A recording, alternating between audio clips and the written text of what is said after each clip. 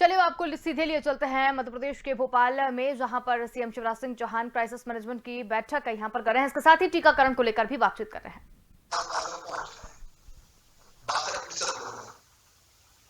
और दूसरा मुद्दा 12 को लगा 12%।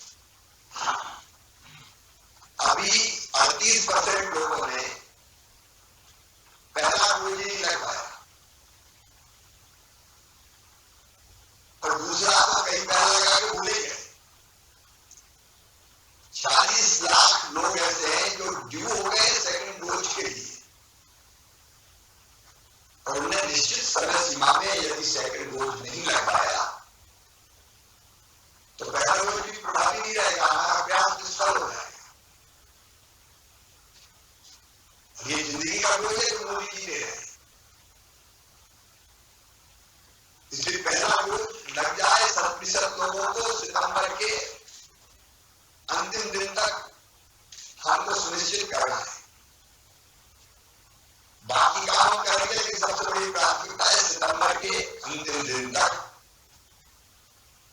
हम 100% पात्र लोगों को पहला डोज लगा रहे हैं और दूसरा डोज लगाएंगे दिसंबर के अंत तक। ये 2 डोज लग गए हमारे तो मैं पूरी तरह से आश्वस्त हो जाऊंगा कि ये महामारी हमारी जिंदगी से नहीं खेल पाएगी, लेकिन नहीं लगे तो सरकार बरकरार रहेगा। इसलिए आपके लिए मेरे लिए ये सबसे बड़ा काम है। और ये सेकंड अभियान इसलिए कि लोग भूल ना जाए, अवेयरनेस भी पैदा करें, निकालें जो योजना आपके सामने रखी गई है। निर्धारित जो हमारे सेंटर से अंत्योदय समिति, स्वास्थ्य स्वयंसेवक, ये सब के सब जुटेंगे और इसके बाद आज ही शाम को घर घर जाके एक तो डॉन पिटेगी जो हमारा परंपरागत तरीका है,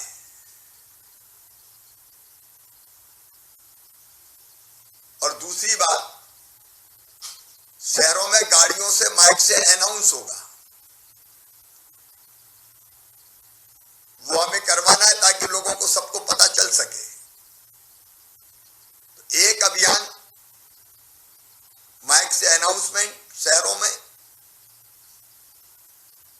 दूसरा अभियान घर घर जाके क्राइसिस मैनेजमेंट कमेटी पंचायत की संपर्क करे, विधायक सांसद पूरी योजना बनाए, जिला प्रशासन पूरी योजना बनाए। तो घर घर संपर्क और संवाद करनी है।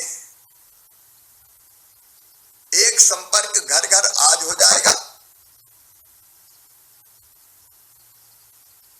उस संपर्क के बाद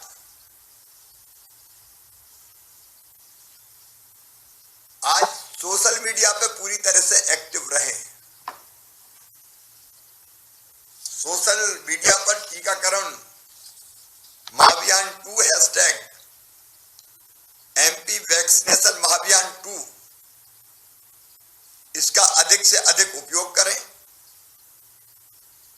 सेल्फी और वीडियो भी अपलोड करें। इस अभियान में सारे कलेक्टर्स और क्राइसिस मैनेजमेंट कमेटी ये सुनिश्चित कर लें, सब धर्म गुरुओं की, समाज सेवियों की, डॉक्टर्स और विशेषज्ञों से आग्रह करके उनसे अपील करिए कि वो सोशल मीडिया पर अपनी अपील डालें। पत्रकारों, कलाकारों, प्रख्यात लोगों जिनकी समाज सुनता है,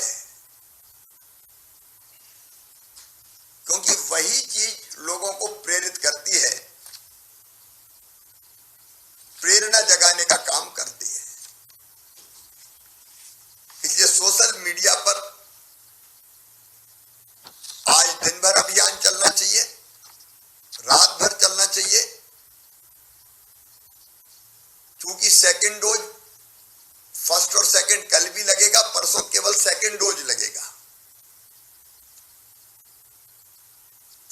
लोगों को ये पता चले कि हमको सेकंड डोज लगवाना है,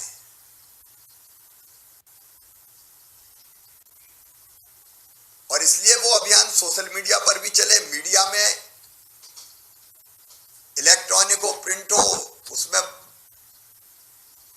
अपीलें चले। फिर प्रचार सामग्री तैयार हुई है, उस प्रचार सामग्री का ठीक से उपयोग हो ताकि वातावरण बन सके। होर्डिंग्स हो, फ्लैक्सी हो, सेल्फी पॉइंट बनेंगे, वैक्सीनेशन सेंटर पर सारी आवश्यक व्यवस्थाएं होंगी, बरसात को ध्यान में रखते हुए व्यवस्थाएं की जाए, लोगों के ठीक से बैठने की व्यवस्था, बारिश हो जाए तो भीगे ना, उपयुक्त और पर्याप्त स्थान की व्यवस्था, ये सब करनी है। आने वालों के स्वागत की व्यवस्था, टीकाकरण के पहले फूल देने की व्यवस्था जब संभव हो, पीने के पानी की व्यवस्था, चाय की व्यवस्था, ये सारी व्यवस्थाएं ठीक ढंग से होनी है।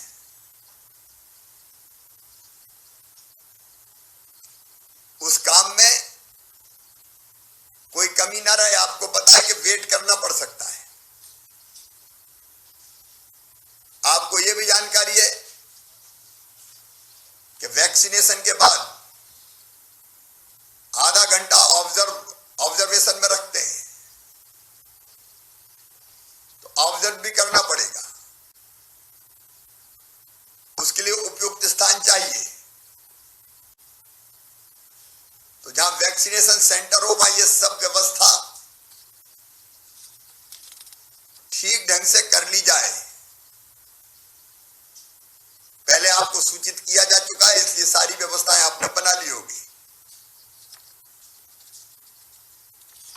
आज घर घर जो पात्र व्यक्ति हैं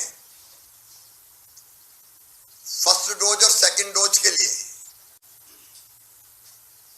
उनको घर घर जाके निमंत्रण देना है। पिछली बार ये काम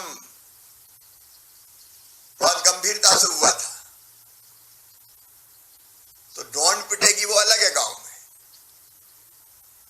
इन घर घर संपर्क एक दूसरा काम है जो स्थानीय टीम करेगी, प्रशासन की भी और क्राइसिस मैनेजमेंट कमेटी की भी। समाज से भी, स्वयंसेवी संस्थाएं वो भी निकले, उसकी व्यवस्था भी करें। और उसके बाद कल सवेरे 9 बजे फ्री टीम निकले लोगों को निकालने के लिए, ताकि हम घरों से लोगों को निकाल सके और समय पर टीकाकरण केंद्रों पर ला सके। पहली बार काम आसान था क्योंकि बहुत बड़ी संख्या को वैक्सीन लगी नहीं थी। 0 से शुरू कर रहे थे हम। अब 61-62% को लग चुका है फर्स्ट डोज। ले बचे हुओं को ढूंढना थोड़ा कठिन काम होता है। अरे जिनने नहीं लगवाई उनमें जिज्ञासा कम होगी, ऐसे लोग भी हो सकते हैं। समझाने बुझाने का काम भी करना पड़ सकता है, और ये समझाने बुझाने का काम घर घर जाकर ही होगा। दूसरे दिन निकालना, और जैसा मैंने बताया टीकाकरण केंद्रों पे जब निकाल गया, और निकालने में हमारे धर्मगुरुओं का, पुजारी, अलग अलग प्रभावी लोगों का भी उपयोग करें, और निकाल के टीकाकरण केंद्रों पर माकूल व्यवस्था के बाद वैक्सीनेशन के बाद ऑब्जर्वेशन में रखना, और जरूरत पड़े तो फिर घर छुड़वाना। एक बात आप ध्यान रखें, दिव्यांग हो, बुजुर्ग हो, उनको विशेष रूप से स्थानीय टीम लगा के वाहनों से ला सकते हैं टीकाकरण केंद्रों पर। वाहन में 4 व्हीलर का उपयोग भी और 2 व्हीलर का उपयोग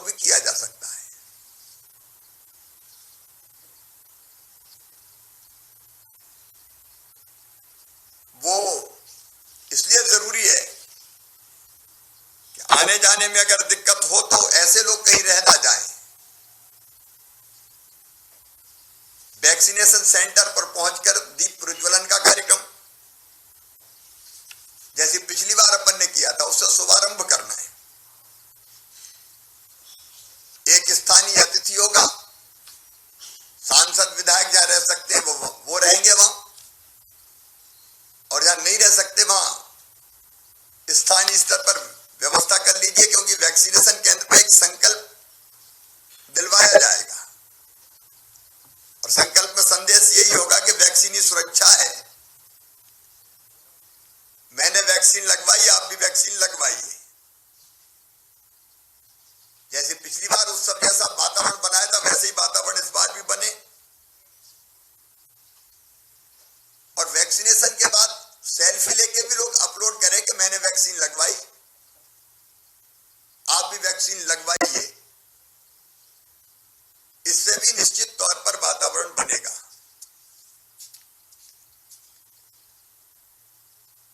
जितने भी प्रभारी अधिकारी हैं वो वैक्सीनेशन महाअभियान की गतिविधियों का सतत पर्यवेक्षण करें। यह सुनिश्चित कर लें कि डोज की एक एक बूंद का सही उपयोग हो। मध्य प्रदेश ने अभी तक नेगेटिव वेस्टेज का रिकॉर्ड बनाया, मतलब 10 की वायल रहती है उसमें हमने 11 डोज लगाए, क्योंकि उतनी पर्याप्त रहती है उसमें। वो प्रयास भी करते रहना है। कोरोना प्रोटोकॉल का पालन हो वो सुनिश्चित कर लें। भीड़ ऐसी ना हो कि जिसके कारण प्रोटोकॉल का उल्लंघन हो। फिर महाअभियान के बारे में संचार माध्यमों के माध्यम से जानकारी भी देते रहे ताकि बाकी लोग प्रेरित होते रहे। टैगलाइन हमारी पहले से तय है, सबको वैक्सीन फ्री वैक्सीन, धन्यवाद मोदी जी। फिर स्थानीय भाषा में गीत पिछली बार तैयार हुए थे, वो गीत तैयार करके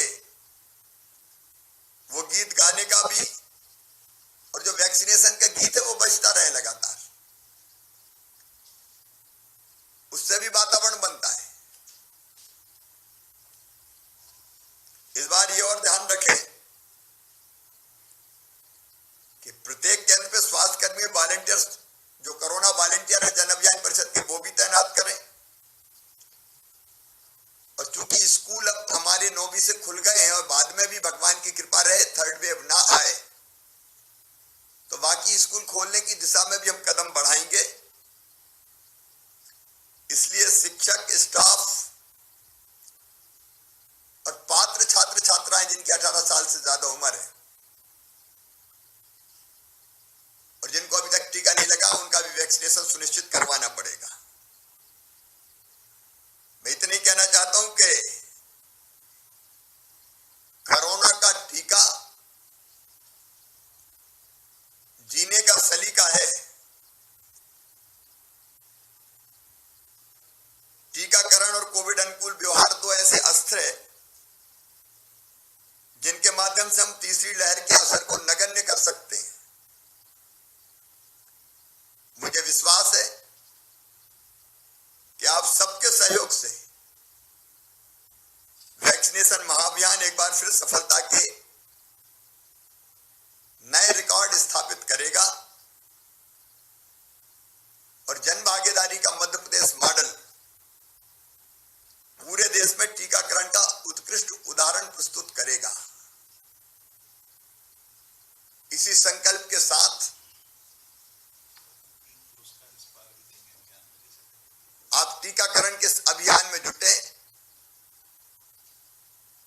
पिछली बार भी हमने 3 पुरस्कार फर्स्ट, सेकंड और थर्ड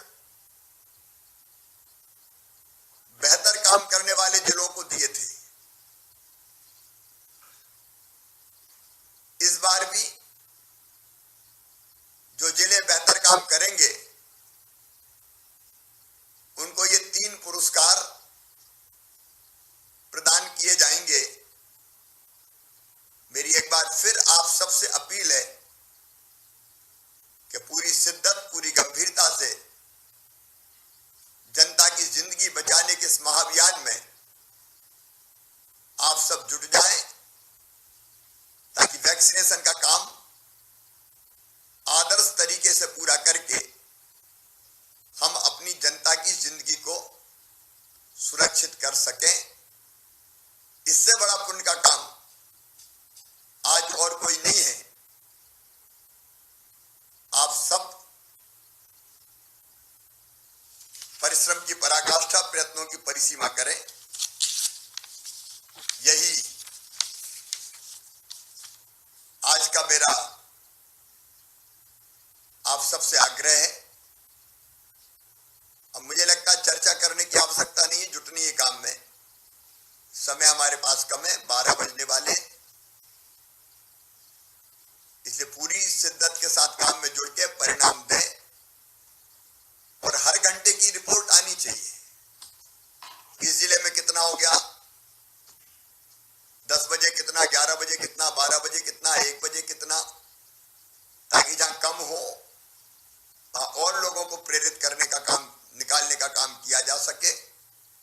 जैसे वोटिंग के लिए लोग निकालते हैं, वैसे ही निकालने के काम में भी हम लोग जुटे रहें, विशेषकर उन क्षेत्रों से जहां भी कम वैक्सीनेशन का काम हुआ है। बहुत बहुत धन्यवाद।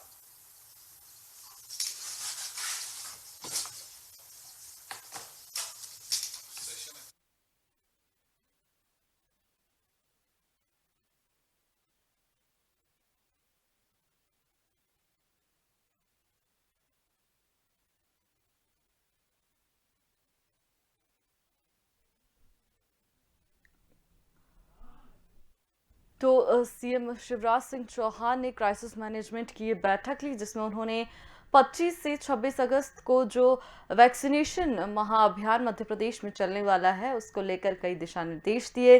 साथ ही साथ उन्होंने कहा कि सुनिश्चित कराया जाए जिन बच्चों के स्कूल खुल रहे हैं उनके माता पिता को, टीचर्स को वैक्सीनेशन हो। मैनेजमेंट पर भी उन्होंने काफ़ी निर्देश दिए। उन्होंने कहा कि प्रॉपर मैनेजमेंट भी देखा जाए।